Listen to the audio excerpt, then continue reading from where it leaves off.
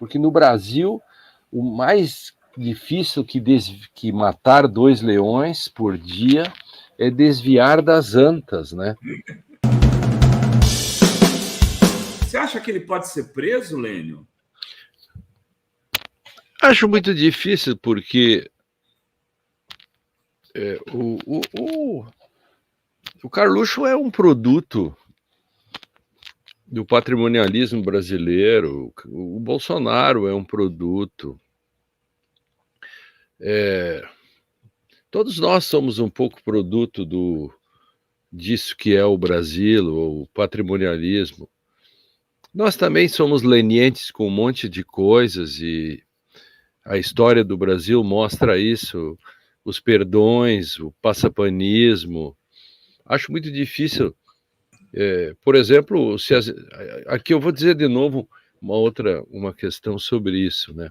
O que são as instituições? Eu falava um tempo atrás da crise das instituições, que as instituições elas não dão sinais de que elas funcionam. Hoje nós dependemos do Alexandre de Moraes.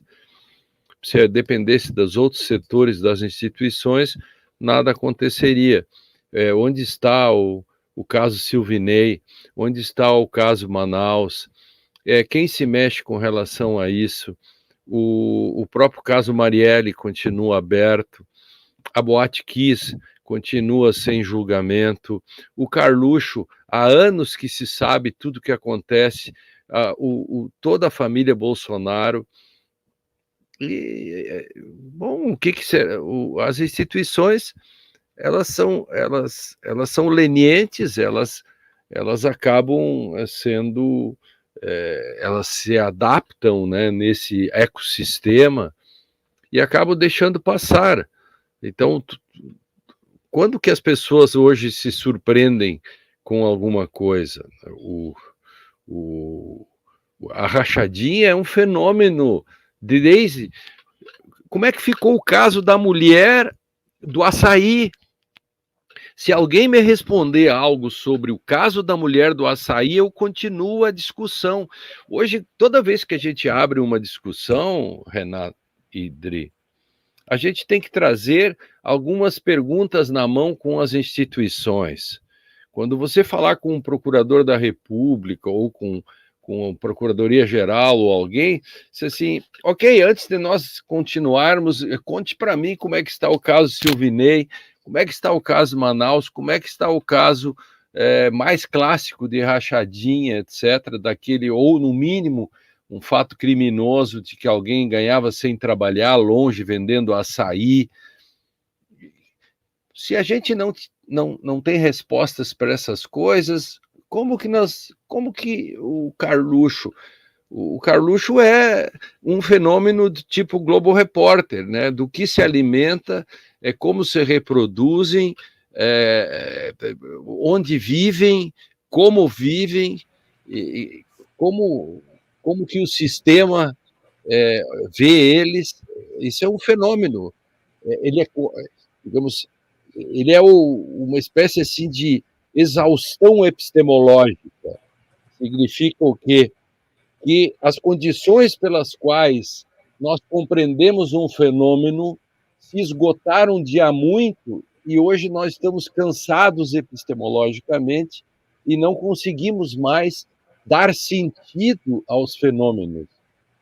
Os fenômenos estão aí e nós não os vemos mais, embora eles estejam na nossa frente. Não sei. Ô, Lênio, ontem você esteve na comissão... Cansativo, né? Eu estive na comissão, mas ninguém notou, ninguém falou nada, nem o grupo Prerrogativas sabe que eu estive lá.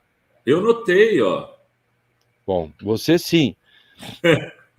Mas no grupo Prerrogativas ninguém falou que eu estava lá. Aliás, eu nem sei, eu me atrasei no sentido, como diz o amigo do Jorge Luiz Borges, o Manuelino, uma coisa assim, ele diz, ontem à noite eu saí para visitá-lo e quando eu estava no meio do caminho, me lembrei que eu esqueci de sair de casa.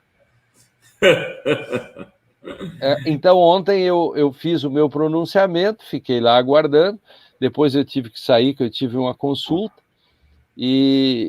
portanto, ninguém sabe que eu estive. E você foi lá falar sobre imunidade parlamentar, é isso, Lênin?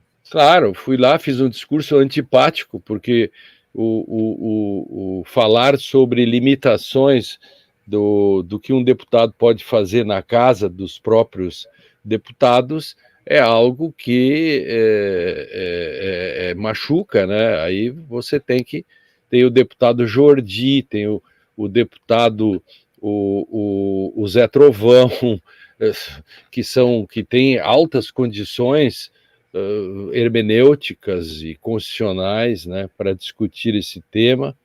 Aí foi lá o desembargador William Douglas, que fez um discurso apoplético, assim, de que os deputados não se ajudam, porque os deputados podem muito mais, os deputados não têm limitações no que dizem, e ele foi aplaudido de pé.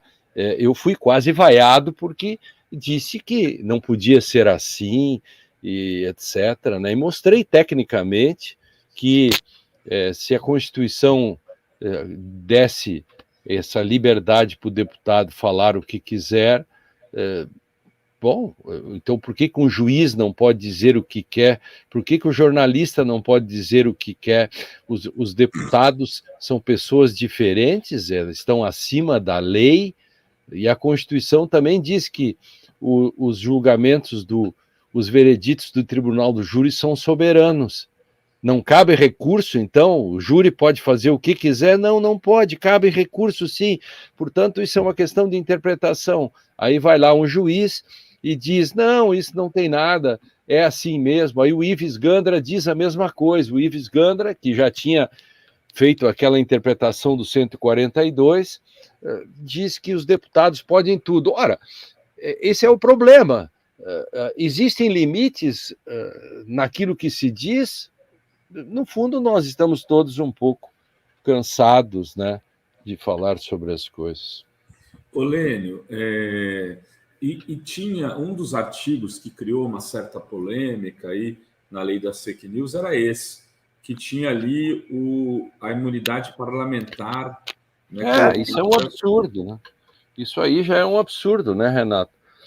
Porque vai contra a jurisprudência do Supremo. Isso. Aliás, que eu ia te dizer, tá... mas tem uma jurisprudência que estabelece que isso não existe, né? Claro, exatamente. Seria letra morta aquilo, porque a lei, o que vale é, no caso, o que está colocado no Supremo, ou eu estou enganado?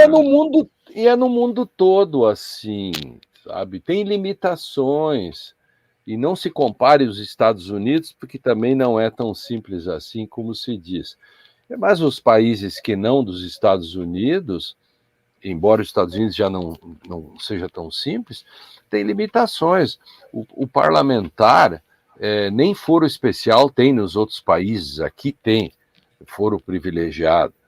Então, se ele é imune a quaisquer atos, tudo que ele faz, então ele pode fazer discurso racista, pode fazer discurso homofóbico, pode fazer tudo.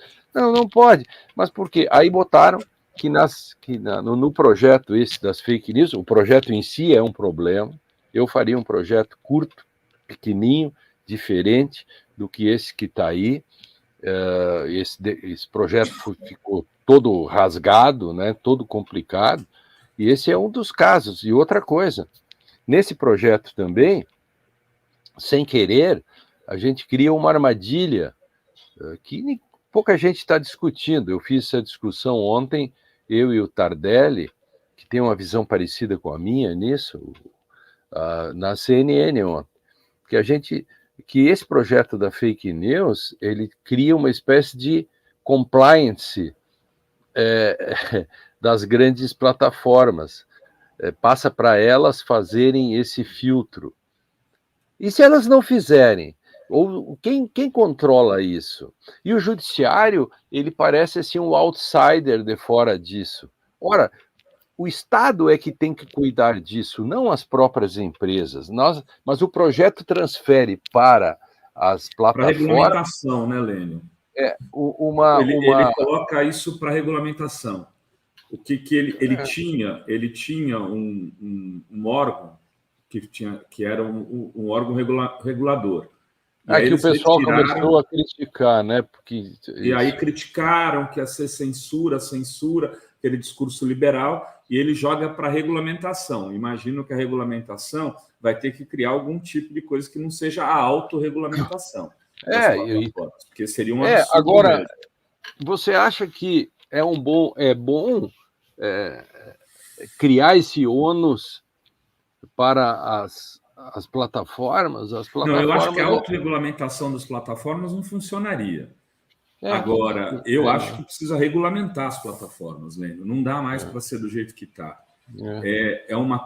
A gente está num momento muito complicado, sim, e acho que ficou claro isso, inclusive, na pressão que eles fizeram contra o projeto. Eles manipularam os algoritmos de uma maneira bárbara. Que a gente punha um vídeo para falar do e ele era absolutamente sumia, que a gente chama de flopou nas redes. Agora, outra coisa, como é difícil tudo no nosso país, né? Por exemplo, a pessoa que é contra o projeto, ela olha o Deltan Dallagnol e alguns falarem, ela foge.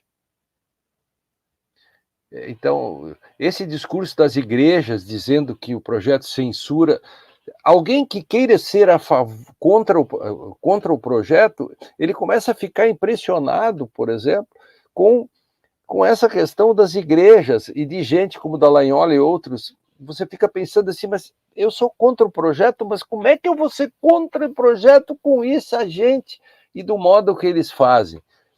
Então, realmente, essa discussão no Brasil hoje,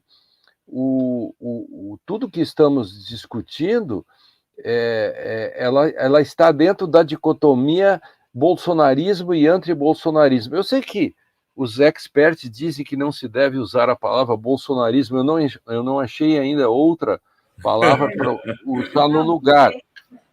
Né, Dri? O que a gente pode dizer? Essa coisa ismo, então, chamemos isso assim o negacionismo do antigo regime, ou os negacionistas do antigo regime, algo assim, ou os falsificadores de certificados de vacina, algo desse tipo, né? E aí se dicotomiza tudo.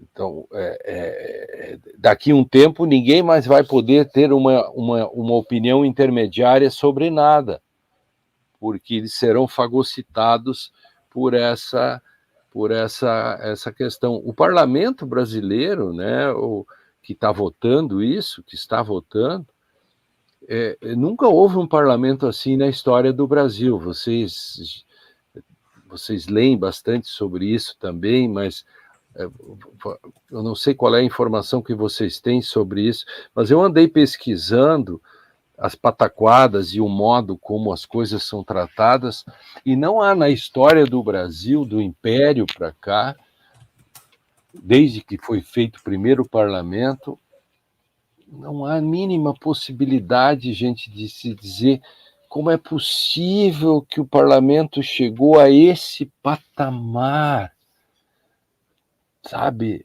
O próprio Senado também. Então, como que o governo vai querer aprovar suas coisas lá? Serão 3 anos e meio, um pouco mais, de uma luta de matar 5 leões por dia e desviar de 25 antas. Porque no Brasil, o mais difícil que matar 2 leões por dia é desviar das antas, né? Tem razão, Milene. É muito difícil, é muito, muito difícil. Mas também tudo contribuiu, né? Veja, as pessoas não leem mais, já não tem graça escrever, sabe? Eu acho que esses espaços assim como nós aqui é uma das coisas que eu gosto de fazer, porque escrever já não vale a pena.